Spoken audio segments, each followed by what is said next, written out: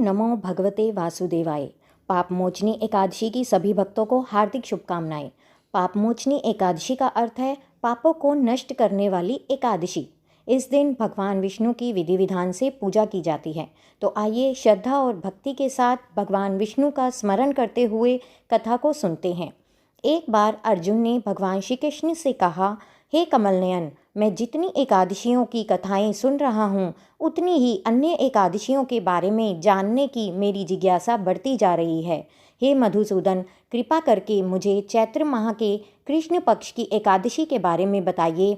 उसका नाम क्या है, उसमें किस देवता का पूजन किया जाता है और उसका क्या विधान है। भगवान श्री कृष्ण ने कहा, हे अर्जुन, एक बार यही प्रश्न राजा मधांता ने महर्षि लोमश से किया था। जो कथा उन्होंने सुनाई थी वही आज मैं तुम्हें सुनाता हूँ। राजा मधांता ने महर्षि लोमश से पूछा, हे ऋषिवर, मनुष्य के पापों का नाश किस प्रकार हो सकता है? कोई ऐसा सरल उपाय बताइए जिससे पापों से मुक्ति मिल सके। तब महर्षि लोमश बोले, हे राजन, चैत्र मास के कृष्ण पक्ष की एकादशी को पाप मोचनी एकादशी कहा जाता है। इस व्रत के प्रभाव से मनुष्य के अनेक पाप नष्ट हो जाते हैं। अब मैं तुम्हें इसकी कथा सुनाता हूँ। प्राचीन समय में चैत्र रथ नाम का एक सुंदर वन था। वहाँ अप्सराएं और किन्नर विहार करते थे। उस वन में सदैव वसंत ऋतु रहती थी और चारों ओर सुंदर फूल खिले रहते थे। उसी वन में मेधावी नाम के एक ऋषि कठोर तपस्या किया करते थे। वे भगवान शिव के परम भक्त थे। एक दिन मंजू घोषा नाम की अप्सरा ने उन्हें मोहित करने का निश्चय किया। वह थोड़ी दूर पर बैठकर वीणा बजाने लगी और मधुर स्वर में गाने लगी। उसी समय कामदेव भी उस शिव भक्त ऋषि की तपस्या भंग करने के लिए तैयार हो गए। उन्होंने उस अप्सरा की सुंदरता को अपना हथियार बनाया। मंजू घोषा के मधुर गीत और सुंदर रूप को देखकर मेधावी ऋषि मोहित हो गए। धीरे धीरे वे कामदेव के वश में आ गए और अप्सरा के साथ रमण करने लगे। काम वासना में डूबे होने के कारण उन्हें दिन रात का भी ज्ञान नहीं रहा और इस प्रकार समय बीतता गया।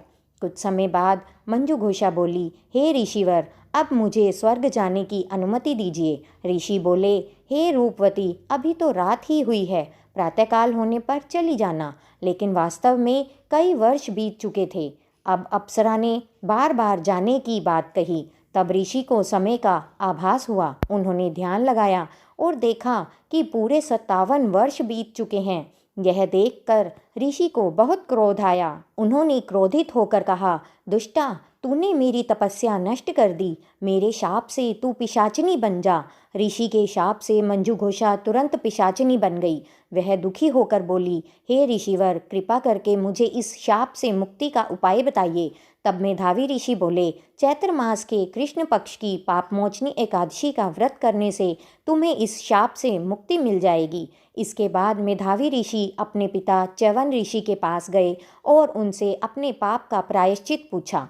च्यवन ऋषि ने कहा, हे पुत्र, तुम पाप मोचनी एकादशी का व्रत श्रद्धा और विधि से करो, इससे तुम्हारे सभी पाप नष्ट हो जाएंगे। मेधावी ऋषि ने वैसा ही किया। पाप मोचनी एकादशी का व्रत करने से उनके सभी पाप नष्ट हो गए। उधर मंजू घोषा अप्सरा ने भी यह व्रत किया और पिशाचिनी रूप से मुक्त होकर फिर से अपना सुंदर रूप प्राप्त कर स्वर्गलोक को चली गई। बोल विष्णु भगवान की जय। महर्षि लोमश ने कहा, हे राजन, पाप मोचनी एकादशी के प्रभाव से मनुष्य के सभी पाप नष्ट हो जाते हैं।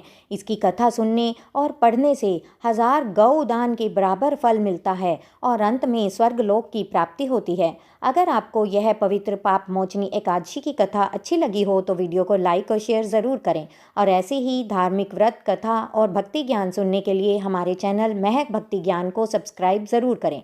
जय श्री कृष्ण, जय श्री विष्णु भगवान।